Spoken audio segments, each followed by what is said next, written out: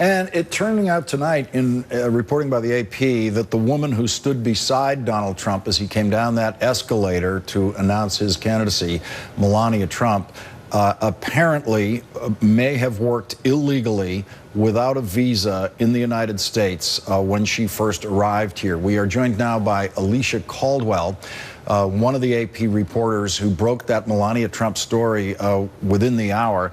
And Alicia, I just want to read again the first sentence of your report to orient the audience for this. We broke this news a few minutes ago here, but I just want to read it again. Melania Trump was paid for 10 modeling jobs in the United States worth $20,000 that occurred in the 7 weeks before she had legal permission to work in the country, according to detailed accounting ledgers, contracts, and related documents from 20 years ago provided to the Associated Press. And Alicia Caldwell, what about those documents that you're using for this report? How reliable do you think they are? Well, we spent the last several days documenting, verifying, authenticating these records as being valid internal business records from the modeling firm. I believe it was Metropolitan International Models at the time, showing that these were the jobs booked, these were the jobs performed, and these were the dollar figures earned for those bookings. Now, what's notable in there is, you know, the $20,000 figure, that's gross, that's the total. That doesn't take into account what Mrs. Trump then owed back to the modeling firm, which is also noted in various ledgers of, you know, loans and federal taxes taken out in some instances and so on. So she didn't walk away with $20,000. That this was gross. This is before tax, before other expenses, and so on. And did you get a chance to look at any of the documentation in Melania Trump's visa file, as it were? I mean, the only information that's ever been put out was a lawyer composed a letter, but no documentation supporting the claims of her status at any given moment have ever been released, as far as I know. Have you seen any of that documentation? I personally have not, nor have my colleagues. As you know, and you guys have had Mr. Wiles on the air in previous iterations of your show. Mr. Wiles, the New York immigration attorney, well-regarded immigration attorney, reviewed her files in hindsight, not her immigration attorney at the time, but reviewed her documents and files and has attested to the dates set forth in our story. She arrived in late August. She was then issued an H-1B visa, which authorized her to work, as he described, on October, I believe, 18th, 1996. So about a month and a half, 2 months or so after her arrival in the United States, as he described it, B1, B2, which for those people who are not super familiar with immigration, that's a visitor visa that allows you to come to the United States, just as it says, it's a visitor visa. But you can look for work, in this case, particularly as a model. That was not an uncommon practice, I am told. But you are not allowed to work and earn money you were not allowed to work and earn money inside the United States for a United States company. But everything we know in your report tonight indicates that Melania Trump was exactly the kind of worker who Donald Trump would deport from the United States.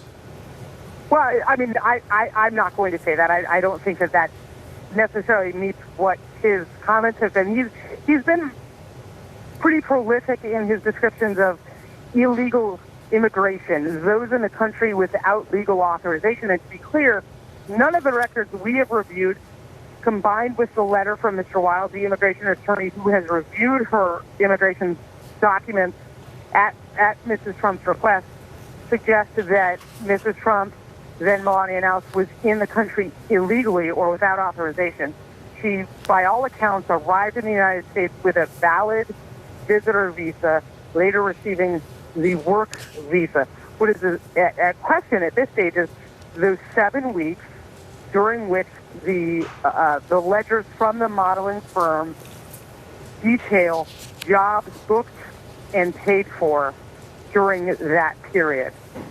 And to be clear, I don't know when those jobs were physically paid to her, but she earned money during that period, which according to her timeline set forth, she did not have a valid work visa. I just want to bring back in Maria Teresa Kumar. Maria Teresa, as you're hearing this report tonight, and as you've listened to everything Donald Trump has said about who he would deport and why he would deport them, everything I've heard him say indicates that what Melania Trump was doing in the United States, according to the AP's report, would have gotten her deported by a President Trump at that time. Well, I think that, and the biggest story too is that as an undocumented worker, she paid taxes during the time that Donald Trump did not pay taxes. And it just goes to show that how easy and slippery the law is. It's 60% of the people that are in the United States undocumented have overstayed their visas. That's exactly what happened to Melania Trump. So again, it's this case after case of irony when it comes to the Trump campaign. The National Enquirer, the Wall Street Journal just broke as I was about to sit down that it looks like he actually had an affair with someone during his marriage with Melania Trump, but that the National Enquirer basically bought the rights to tell that story of that affair. So again, it's not just this idea of this hypocrisy of who he is, but again, with being an undocumented immigrant, his wife at that time, which he would have deported her.